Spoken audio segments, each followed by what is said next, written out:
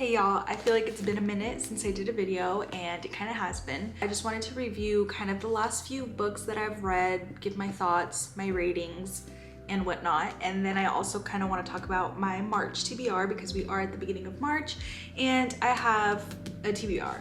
So let's get started with books that I've recently read. This is kind of in the last month because I just know I haven't been very active on here, so just want to catch you guys up. The first book that I read last month was Kristen Hanna's The Great Alone. Just thinking about this book makes me almost not emotional, but just happy because this was a 5-star rating, of course. This book was so good. It's my first Kristen Hanna book, and I do own now 4 of her other books, I think 3 or 4. So definitely not my last, but I was obsessed with it. It is so emotional, heartbreaking, very raw, very realistic. It touches on themes of grief, tragedy, love, family, friendship. There are some trigger warnings, I would say, so just check them before you dive into this. But essentially it is about this girl and her family. Her name is Lenny, short for Lenora, and she lives with her mom, her dad. Oh, I just realized one of the big themes that I did not mention is mental health, especially men's mental health. This book has such great representation of that. Let me explain how. So basically, Lenora, aka Lenny, her and her family move from place to place because her dad is a veteran from the Vietnam War and he has PTSD, and it's pretty evident in the first few chapters. They talk about it, it's mentioned. So they decide to move to Alaska, which is less populated, more just out in the open with nature basically.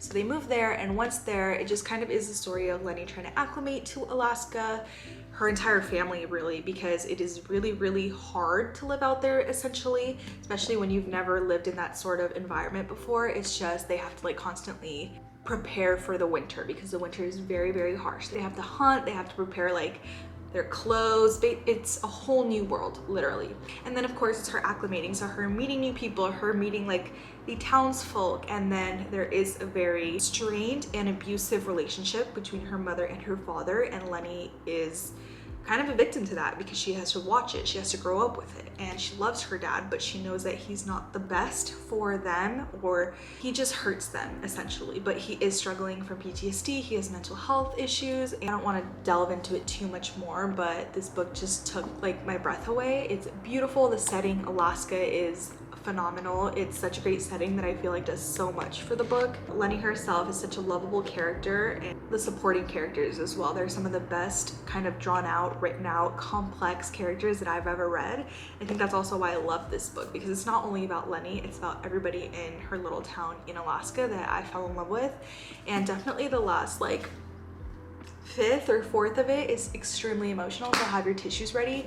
But with all that being said, it was a definite 5 stars for me. Now, the next book I read, I actually don't have it on me because I borrowed it from the library and I already returned it, but this was Mamy, I'm not too sure how to pronounce it, but I loved this book. I went into it essentially because I had just seen tons of people talking about it, but I didn't really have too high of expectations for it. I just kind of wanted to read it, see what it's about, see what people were talking about. So I read it. It's about a girl. She's in London, that's where she lives, but she's a stay-at-home kid. She lives with her dad because he's suffering from, I believe, late-stage Parkinson's disease, and so she kind of is the caregiver for him. She splits part-time being caregiver for him between herself and an actual caregiver from the hospital or whatever, but it's basically just her and her dad. She has a brother who's kind of out of the picture. They have a relationship, but he is the male, he is the brother, so it's up to her to take care of her dad, if you know what I'm talking about. Those types of themes are so interwoven in this book. The eldest daughter, immigrants, they're from Ghana, I believe. It's just all of that in one book. Mom is also from Ghana, but she constantly travels back to Ghana, so she doesn't really take care of her husband. That's the basic synopsis of it. And she's, again, like I mentioned, a stay-at-home daughter, but then some stuff happens. She moves out and she gets into kind of a relationship, a situationship. We meet her friends. It doesn't sound like a crazy story, and I realize that talking to you guys about it, but it just was so raw and realistic, and the themes that it touches upon, being the eldest daughter of immigrants. The reason I feel like I really like this book as well is because the type of writing that it was. Jessica George, who is the author, this was her first novel, I believe, and she nailed it. She hit it out of the park, in my opinion. I rated this 5 stars, in love with it. The writing style was very stream of consciousness, so like we really got to get into the head of our main character, and I really enjoyed that. It was some very heavy topics were discussed, but it was also laced with humor. 5 stars. I did not expect it to be 5 stars, but it just was for me. I loved it. It spoke to me. I loved how the concept was very simple, but you could just, it's a simple life story about a woman, and it was 5 stars. I'm moving on to the next book that I read. After reading those 2 very heavy emotional books, I wanted something a bit quicker, a bit faster, which is the same thing as quick, lighthearted maybe, and usually when I'm in that mood I pick up a thriller, so I picked up Lisa Jewell's None of This Is True. This book was also really good. I finished this in like 2 days because it was super engaging. It has a very interesting premise. Essentially, it's about this woman and she runs into her birthday twin while she's out for her birthday dinner, and it's very interesting. They're like 2 completely different women. One of them is kind of like, she's a popular podcaster, so she has that type of lifestyle, is married, has kids, has a nice big house, pretty wealthy, and the other one is not that. She has 2 daughters, she has a husband who's a lot older than her. She is just kind of a normal person, has a really normal job, and so they meet, and the very normal one convinces the like podcaster to make a podcast about the normal one, and basically she turns out to not be super normal. You don't really know what the heck to believe. It was very interesting the way the story is set up, and the writing is very cool too because it dives into like the podcast itself. So parts of it, like you can see it, the podcast, once it's out, it's named Hi, I'm Your Birthday Twin, and it becomes like a Netflix original series, and you can kind of see that there's like snippets of that and like people talking about it as if it were the podcast itself.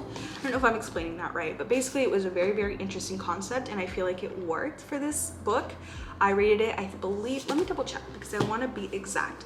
I think I rated it 4 or 4.5 stars. It was super interesting. I didn't think it was a 5-star read necessarily, but I still very much enjoyed it. Let's pull it up. It was a 4 star, so still very good. I still recommend it, and I'm glad I read it. It was definitely very entertaining. Yeah, just with that like brief synopsis, I feel like anybody would be intrigued to hear or to read more because that's who I was, and it did not disappoint. Next up, one of the last books I want to talk about that I've recently read is Love Redesigned by Lauren Asher. This is a contemporary romance book, and it's pretty big. It took me actually like a whole month to finish, and I don't think it was necessarily this book's entire fault. I feel like I was also like on the edge of a book slump, kind of here, kind of there, not too sure. I feel like it affected my reading with this. It's about almost, yeah, like 520-ish pages, so it's kind of lengthy. It took me a lot longer than it should have. Enemies to lovers, childhood friends to lovers, if both of those tropes can be true. It's a billionaire romance. If you've read Lauren Asher and you've read her other billionaire series, what was it called? Dreamland Billionaires, that one. I think I have one more, but the 3rd book I haven't read yet, but I read the first 2 and I very much enjoyed them. And I would recommend finishing that whole series before reading this one, because the 3rd book, 3rd main character, billionaire brother, is mentioned in this book. So if you want to not like skip any time, then I would read the 3rd book before jumping into this one. But this one was really good.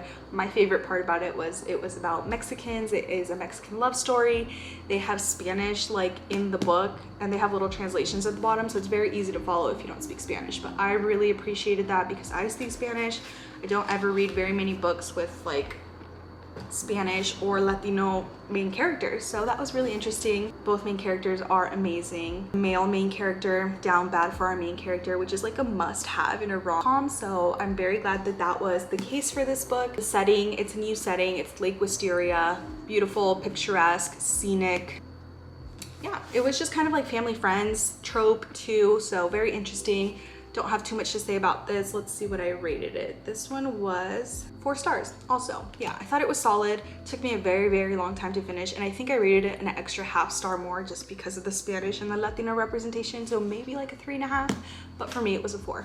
Now jumping into my March TBR, books that I want to read in March. Let's talk about the first one, which I'm actually already into, a little bit more than halfway, probably around 70% through. It is Mad Honey by Jodi Picoult and Jennifer Finney Boylan. This book is kind of like a thriller mystery. It's about this beekeeper and her son who is accused of murdering his girlfriend. Yeah, there's secrets, there's drama, there's courtroom drama. That really was surprising. I didn't know that was like a part of this book, but it is. And there's secrets that are spilled. You don't know, did he do it? I still don't know if he did it, and I'm literally like 70% through. So I'm really enjoying this. It has my attention. It's more of like, it is a thriller, but like there's a taste of thriller mystery in it. It's still very like, what's the word? It's still very like a fiction, contemporary fiction with a hint of thriller mystery like in it. So I think that's really interesting. Usually I read like only literary fiction or only thriller mystery. This one I would say is in the middle. So if that interests you, then I would definitely pick it up. So far so good. I would rate it like a 4. Definitely waiting to see what the ending holds. Definitely enjoying this. This is kind of like dual POV, jumping timelines back and forth. So it does take a little bit to think about. I have had to go back and like read the timelines just to see and know if I'm like on the right path, but very interesting, and I can't wait to give my final review on this. Now the other books that I'm wanting to read in March, this is the first one, Daisy Hates by Jessa Hastings. This is the second book in the Magnolia Parks universe. This one is about Daisy Hates, who comes out in Magnolia Parks, the first book. So if you've read the first book, you know who I'm talking about. I actually already started this. I'm only like 50 pages in, so I still have quite a way to go into this, but so far I'm really enjoying it. I think I'm gonna like this one better than Magnolia Parks. I don't know why. I just feel like the story about Christian, Daisy, and Julian is gonna speak more to me than just Magnolia. My camera died, so we're back, but I have to kind of go a bit quickly through these last TBR books because we are losing daylight. So anyway, I was saying I think I'm gonna like this one better than like Magnolia and BJ's. His like nickname is Beach, but I'm gonna call him BJ. His name is BJ, right? Yeah. Their whole relationship, very toxic, very crazy. Like I need to mentally prepare myself to read the next Magnolia Parks book because I'm still not over the first one. But I think so far I'm gonna like this one better. We'll just kind of see. If you don't know anything about the Magnolia Parks series, basically think Gossip Girl for teenagers in the London high society. That's literally what this is. Mixed in with some really good writing, like very memorable quotes type of writing. Jessa Hastings is like known for that, and I've definitely noticed it in this book, Magnolia Parks, as well. There's so many memorable quotes that you're like, yeah, I'm not forgetting about this anytime soon. So TBR. The other two March TBR books that I actually haven't even started but are hopefully on the TBR. This is the first one. It is Tom Lake by Ann Patchett. I've picked this book up 3 different times, I think, to read, and I just have never gotten through it. So I'm hoping to finally read this. It's not too long. It's literary fiction. It takes place in like 2020. It's about a mother, and I think she's like reflecting on her past love life. It takes place in 2020, and the reason I mention that is because it's like during the pandemic, but I don't think it really hints or talks too much about the pandemic. It's just part of the story because I think her and her 2 daughters are like quarantining or, you know, not going out and spending lots of time together, and she starts reflecting and talking to them about like her past loves. I think that's what it's about. That's what I've heard at least, and that's what I was like, oh, that sounds pretty interesting, so I want to read it. It says, in this beautiful and moving novel about family, love, and growing up, Ann Patchett once again proves herself to be one of America's finest writers. So I'm excited. It's a Reese's Book Club pick, which I always love to read Reese's Book Club picks, and I've seen lots of people talk about this one. So definitely excited, and I'm also hoping to finish it in March so I can have read 2 books with daisies. These are the little daisies. This one, of course, is Daisy Hates, so the cover is filled with daisies, and then I just thought this was interesting too. So on the TBR, hoping to finish. Hoping to read, hoping to pick up. Last but not least is Kristen Harmel's The Paris Daughter. Kristen Harmel has written how am I blanking on it? The Book of Lost Names, which is a 5-star read for me, one of my absolute favorite books that I read, I think in 2022, and I still think about that book. I think I want to reread it because it was just that amazing. It's a World War II historical fiction romance that talks about books and book lovers. So like you already know that that's going to be emotional and good. So yeah, I've always wanted to read another one of her books, and this one came out in 2023. So I figured why not? I also haven't read very many historical fiction books as of late, and that usually is like my 3rd favorite genre. So I'm like, I need to read another one like this. I actually have no idea what it's about. I'm assuming it's about someone's daughter in Paris. I guess we'll find out once I read it, but that's why this one is on my TBR. So that's it, guys. Thank you guys for watching as I discussed some of my recent reads and now my March TBR. Hopefully you guys stay tuned, and I'm gonna try to do a lot more videos because I feel like I just have to, but that's it for this one. Thank you for watching. Bye.